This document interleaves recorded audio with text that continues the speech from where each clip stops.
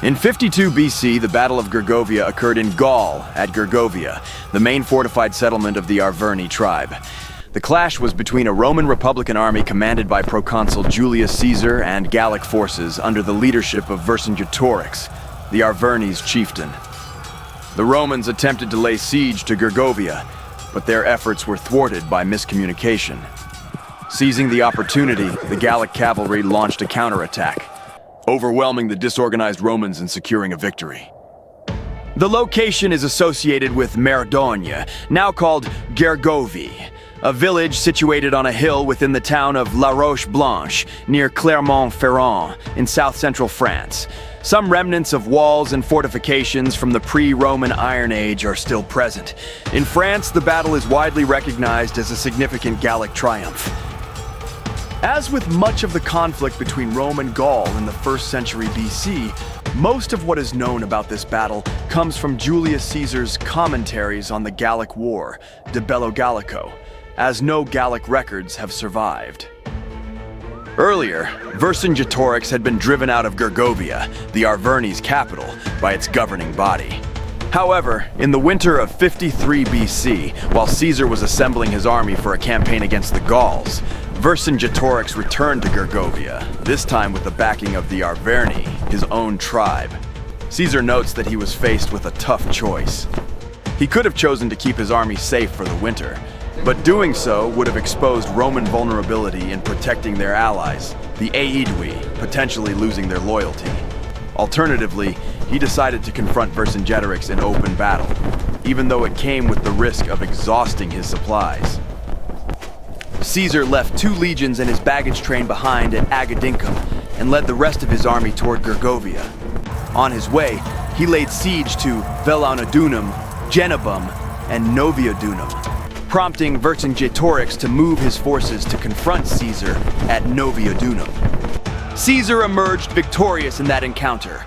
Following this, he laid siege to and captured Avaricum, where he resupplied his forces. After allowing his troops to rest at Avaricum, Caesar sent his trusted legate, Titus Labienus, with 4 legions to the north to prevent the northern Gauls from disrupting his campaign against the Arverni. Caesar then advanced toward Gergovia, a move that Vercingetorix likely predicted after observing his course. The heights of Gergovia rise 360 meters, 1,200 feet, above the surrounding plain, forming a plateau that is 1,500 meters, 0.9 miles, long, and 700 meters, 0.4 miles, wide. This elevated position provided a significant defensive advantage, as there was only a single point of entry, which a small group of soldiers could effectively defend. Vercingetorix responded by crossing the strong Ilave River, now known as the Allier, a tributary of the Loire, near Nevers. He then began to shadow Caesar's movements, marching along the riverbank and demolishing all the bridges to prevent Caesar from crossing. His aim was likely to weaken Caesar's forces during any crossing attempt. Sensing Vercingetorix's strategy, Caesar devised a plan to deceive him and cross the river right under his watch. One night, Caesar set up camp near the town of Varennes-sur-Allier, where a bridge had once stood before Vercingetorix destroyed it.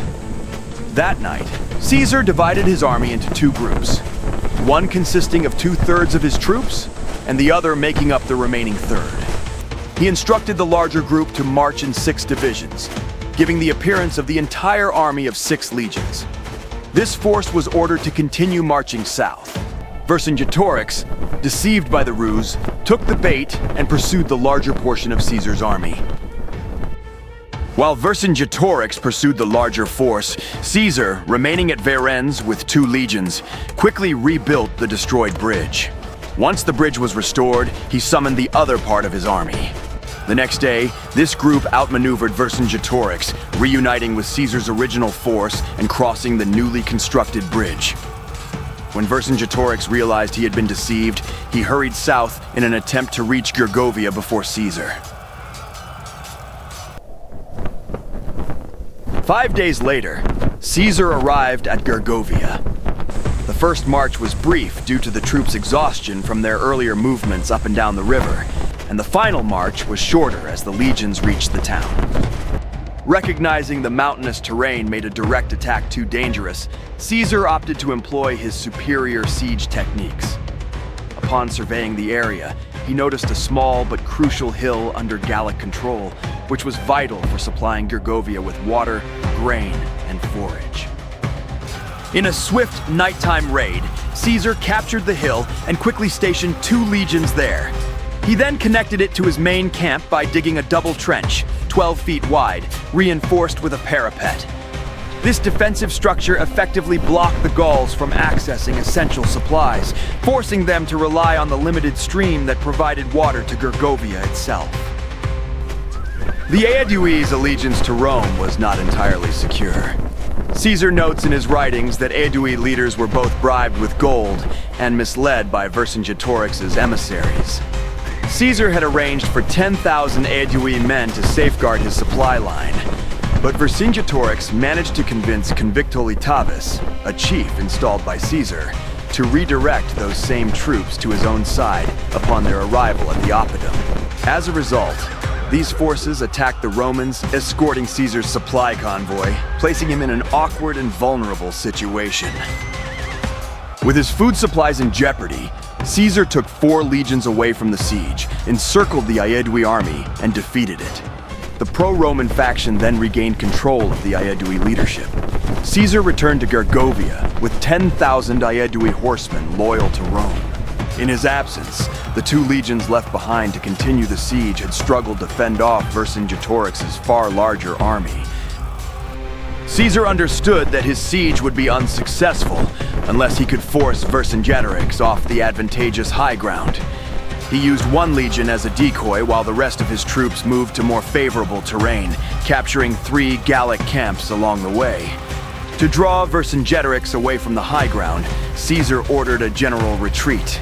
However, the retreat order was not communicated effectively to most of his forces. Instead, encouraged by the success of capturing the camps, the Romans pressed forward toward the town and launched a direct assault, which left them exhausted. The Romans faced difficulties in scaling the walls of Gergovia due to a lack of ladders. Although the Aedui arrived to support the Romans, they were initially mistaken for enemies, leading the Romans to attack them. With his forces in disarray and unable to breach the defenses, Caesar had no choice but to cover the retreat. The chaos of the assault quickly drew Vercingetorix's attention. Observing the disarray among the Romans and their Aedui allies, he seized the opportunity to act. Recognizing the strategic advantage of the situation, Vercingetorix swiftly mobilized his elite cavalry forces, preparing for a decisive counterattack. He launched a formidable cavalry charge that crashed into the Roman lines with devastating effect. The Gallic horsemen, known for their fierce combat skills, dismounted and joined the infantry, intensifying the conflict. This sudden and powerful assault disrupted the Roman defenses, causing significant confusion and disorganization within their ranks. The Romans, caught off guard by the ferocity of the charge and the transition of the cavalry into infantry roles, struggled to maintain their defensive positions. Amid this turmoil, the Romans faced not only the brutal resistance of the Gauls, but also their own mounting exhaustion. The combination of relentless Gallic attacks and the fatigue of the Roman troops led to heavy casualties and a weakening of their defensive efforts. The pressure from Vercingetorix's forces made it increasingly difficult for the Romans to sustain their positions or continue their assault effectively. Vercingetorix's well-coordinated and aggressive counteroffensive significantly shifted the tide of the battle. The Romans, grappling with both the intense enemy resistance and their own internal disarray, found themselves in a precarious situation. Unable to effectively counter the Gauls' renewed aggression and suffering substantial losses, Caesar was forced to reconsider his strategy and prepare for a strategic withdrawal. Caesar's account records 46 centurions and 700 legionaries killed. However, modern historians are skeptical of these figures. The portrayal of the battle as a rout and the deployment of 20,000 to 40,000 allied Roman troops raises doubts about the accuracy of Caesar's reported casualties, suggesting he might have downplayed the numbers, possibly excluding losses among allied auxiliaries. Following his losses, Caesar ordered a retreat. He lifted the siege and withdrew from Arverni territory, heading northeast toward Aedui lands. Vercingetorix pursued Caesar's army with the aim of annihilating it, prompting Caesar to make a rapid exit from Gaul. Meanwhile, Labienus completed his campaign in the north and returned to Agedincum, Caesar's central base in Gaul. After reuniting with Labienus's forces, Caesar led his combined army from Agedincum to confront Vercingetorix's victorious troops. This led to the Battle of the Vingen, where Caesar emerged victorious. He then chased Vercingetorix and the remnants of his army to Alesia, where he besieged and defeated them in the decisive Battle of Alesia. Even after coming under Roman control, Gergovia remained a significant stronghold for several decades. However, its importance waned after the local capital was relocated to Augusto Nemedum between AD 10 and 20.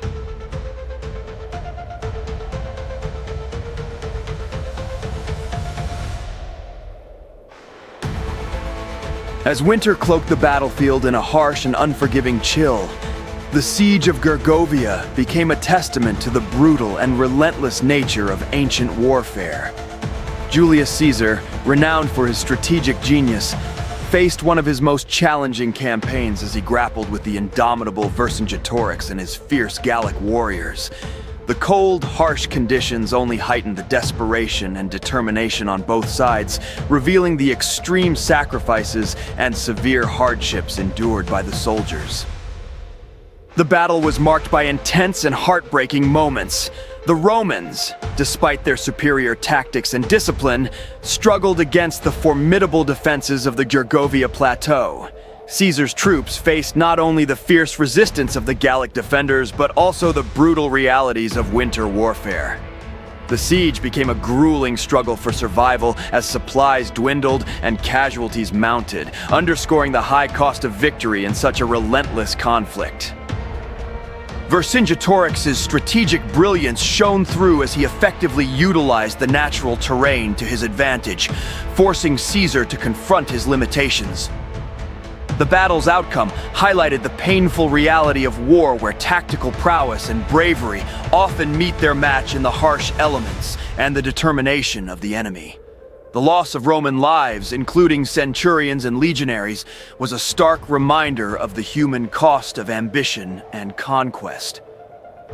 As Caesar eventually lifted the siege and withdrew, the scars of battle and the weight of defeat lingered. The Roman retreat from Gergovia marked a poignant moment in the campaign, illustrating the challenges of maintaining momentum in the face of adversity. The battle left a lasting impact on both the soldiers and the historical narrative, reflecting the harsh realities of war that continue to resonate through the ages. Thank you for joining us on this journey through one of the most intense episodes of Julius Caesar's campaigns. If you enjoyed this exploration into the Siege of Gergovia and wish to see more content like this, please subscribe to our channel. Don't forget to like, share, and comment on this video to let us know your thoughts and to support our work. Your engagement helps us bring more historical insights and epic stories to life. Until next time, keep exploring the past and uncovering the stories that shape our world.